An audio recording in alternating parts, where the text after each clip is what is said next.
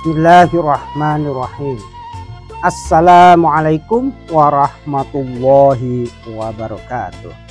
Pemirsa dan saudaraku semuanya, semoga Allah senantiasa melimpahkan rahmat dan keberkahan pada kita semua di dunia dan di akhirat nanti. Amin. Pemirsa, kita akan menuju ke Pondok Pesantren Al-Ihsan Jampes yang terletak di Dusun Jampes, Desa Putih, Kecamatan Gampengrejo, Kabupaten Kediri, Jawa Timur. Pondok Pesantren Al-Ihsan adalah salah satu pesantren tertua dan berpengaruh di Jawa Timur. Didirikan pada tahun 1886 Masehi oleh seorang ulama karismatik, Syekh Kiai Haji Muhammad Dahlan. Pesantren ini lahir dari semangat dakwah dan pendidikan Islam di tengah masyarakat pedesaan yang haus akan ilmu agama. Setelah Kiai Muhammad Dahlan wafat pada tahun 1928, kepemimpinan pesantren dilanjutkan oleh adik kandung beliau, Kiai Haji Khalil, yang memimpin selama 4 tahun. Tongkat estafet kemudian diserahkan kepada putra Kiai Dahlan, yakni Kiai Haji Ihsan. Pada tahun 1932 Masehi, di tangan beliau inilah Pondok Pesantren Al-Ihsan Jampes mencapai masa keemasan. Kiai Ihsan yang kelak lebih dikenal dengan gelar Syekh Ihsan Jampes membawa pesantren ini ke tingkat perkembangan yang luar biasa, baik dari segi jumlah santri, keilmuan maupun infrastruktur.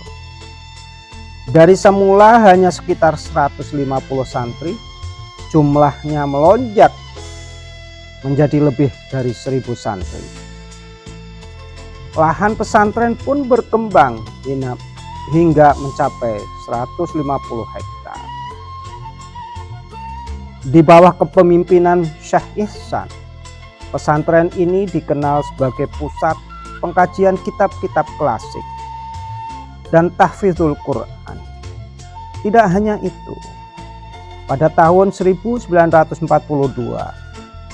beliau mendirikan madrasah diniyah Mafatihul Huda sebagai bagian dari penguatan sistem pendidikan formal berbasis kitab kuning.